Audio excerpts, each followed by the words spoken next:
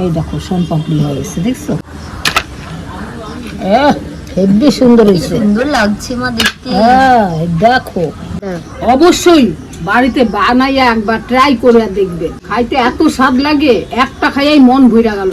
নমস্কার বন্ধুরা, বংকুং এ আপনাদের স্বাগত।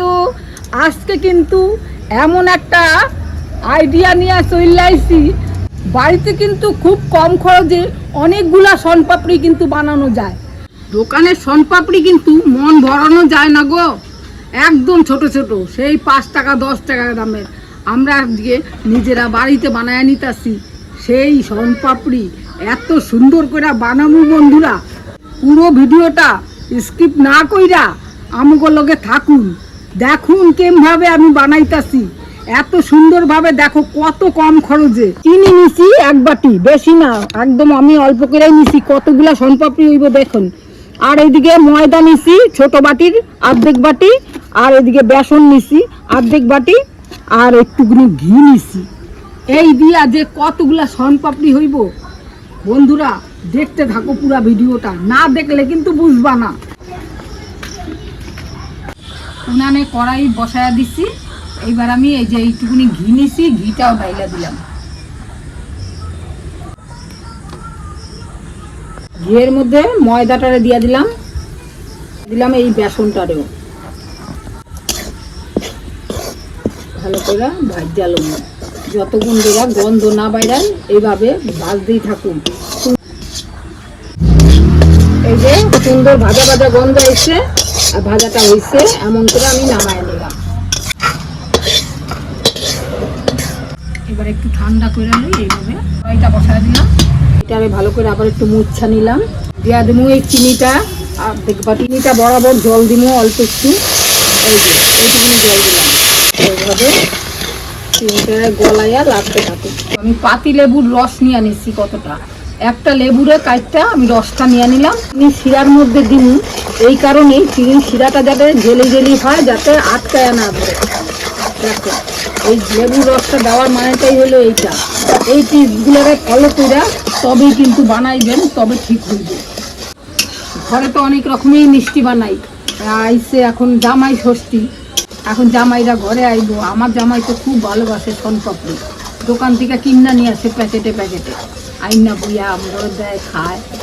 হ্যাঁ, আমরা এর জন্য জামাইরেও আমরা এইভাবে বানায় দিতে পারি। এখন এই রকম ধরনের অনেক রকমের মিষ্টি বানায় বানায় জামাইদের পাতে দেওয়া যায়। চালনিটার মধ্যে এই যে বেসনটা, ভাজা বেসন বা ময়দা, এইভাবে আমি চাইলা নিলাম। যে চাইলা নিলাম, এই দলা দলা ভাবগুলো আর নাই, সব কয়টা এইভাবে চাইলা নিলাম। আমার অনেকটা এবার একদম কিন্তু নেভা আজে কিন্তু এই শিরাটা জাল দিতে হবে। ওই দাউ দাউ করে জ্বালাইয়া দিলে কিন্তু কালা হয়ে যাবে শিরাটা, আর তিতা হয়ে যাবে।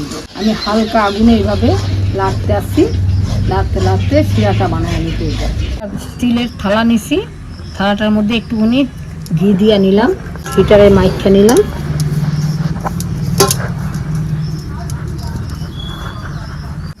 আমার হাতেও একটু ঘি মাইখা নিলাম।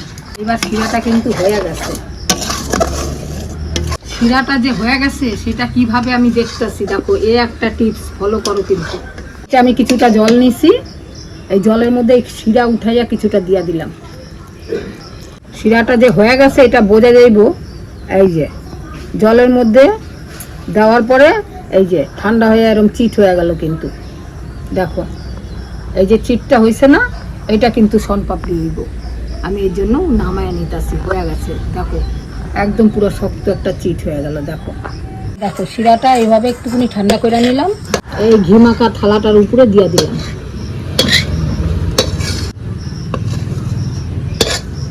এইভাবে আস্তে আস্তে ঠান্ডা করে নিলাম।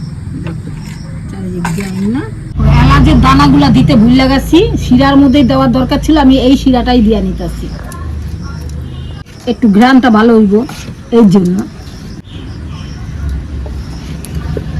এইভাবে গুটায় নিলাম।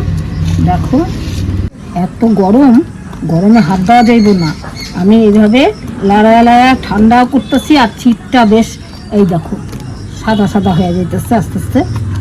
এইভাবে আমি রেডি করে তারপরে ঠান্ডা হইব, তারপরে একটু হাতে নিব। সেরকম ঠান্ডা করলে হইব না, গরম গরমই বানাইতে। তো হাতে তো আটকায় গেলে আর ছাড়বো না, চিনি কিন্তু হাত সহজে দেওয়া যায় না, একটু ঠান্ডা করে লই তারপর আমি হাত দিতেছি। চিটটা কিন্তু হেভি ভালো হইব। দেখো দেখো এই যে চিটটা হয়েছে, কিন্তু এইবার আমি হাত দিব।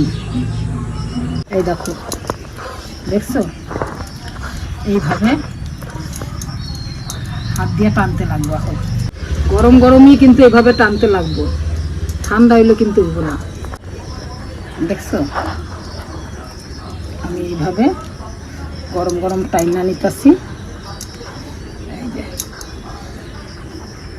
আস্তে আস্তে দেখো সাদা একটা কালার আইসা পড়ছে, দেখছো। এই দুইটা মাথারে এক করে লইলাম, দুইটা মাথারে এরকম এক করে লইলাম। এরকম করা যতটা যায় ততটা আন্দাজে এইভাবে টানতে থাকুন। যা হইবে না শনপাপড়িটা, সাদা ধপধপা শনপাপড়ি হবে, খুব সুন্দর হইবে। যতক্ষণ অবধি এরকম টানবা ছিঁড়া যাতে না যায় সেইভাবে টানতে হইব।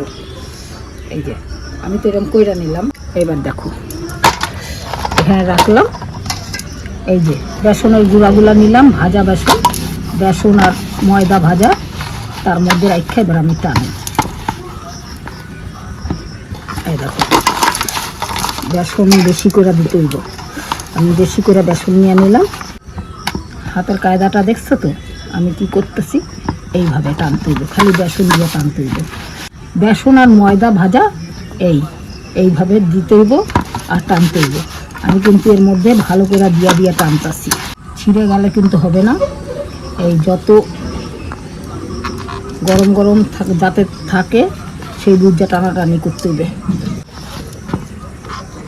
শনপাপড়িটা যাতে ভালো হয়, জামাইরে যাতে একটু দিতে পারি, খাওয়াইতে পারি। আমাকে জামাই তো এইসব খাবার ওস্তাদ।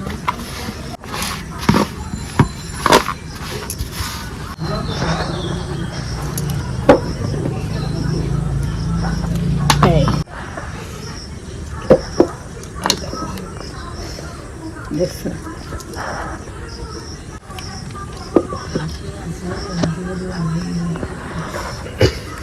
শনপাপড়ি দেখছো তো। এই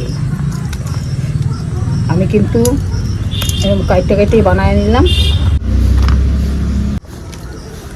এই যে কি সুন্দর শনপাপড়িগুলো হয়েছে, দেখো শনপাপড়িগুলো কি সুন্দর হয়েছে, দেখছো। আমি কিন্তু বানায় নিলাম নিজে হাতে। দুইটা করে কিশমিশ বাটির মধ্যে দিয়া লইলাম আগে, এরকম করে এই বাটির মধ্যে শনপাপড়িগুলো দিয়ে একটা শেপ তৈরি করুন। মাইয়া খাইব, আমার বউ মাই খাইব, বাপের বাড়ি যে দুইটা লইয়া যাইব। এই দেখো শনপাপড়িগুলো দেখো, এই যে আমি ভুইরা থইলাম না, খুব সুন্দর হয়েছে আমার কালার। সাদা না হইলে ভালো লাগে নাকি। এই শনপাপড়ি বাড়িতে গন্ধ বেরিয়ে গেছে তো শনপাপড়ি, দারুণ। এই দেখো শনপাপড়ি হয়ে গেছে, দেখছো হেব্বি সুন্দর হয়েছে, সুন্দর লাগছে মা দেখতে। দেখো গন্ধটা দারুণ বেরিয়েছে। এ প্যাকেট করে রাখা দেবেন। হ্যাঁ সেন্টেই পেট ভরে যাবে। দেখো সবাই বলছে মা। এই দেখো কি সুন্দর শনপাপড়ি হয়েছে, বানায় নিলাম এইরকম ভাবে, কত সহজে। আর একটা খাইলেই কিন্তু মন ভরে যাইব। শনপাপড়িটা দেখছো, টিভি দিলে এই যে টিপ দিছি দুই পাশ করে ইয়ে গেছে, একদম পুরা যেরকম হয় শনপাপড়ি সেই রকমই হয়েছে। আর বন্ধুরা এত সুন্দর হয়েছে, খাইতে অসাধারণ অসাধারণ। যে যেখান থেকে ভিডিওগুলো দেখছেন অবশ্যই লাইক কমেন্ট শেয়ার করতে ভুলবেন না। নতুন যারা আমাদের ভিডিওগুলো দেখছেন সাবস্ক্রাইব করে পাশে থাকবেন, যাতে আরেকটি ভিডিও এনে আপনাদের সামনে হাজির করতে পারি। আপনাদের যদি কোনো রিকোয়েস্ট থাকে অবশ্যই জানাবেন, আমি তাহলে সেই রেসিপি করে আপনাদের সামনে তুলে ধরব। ধন্যবাদ।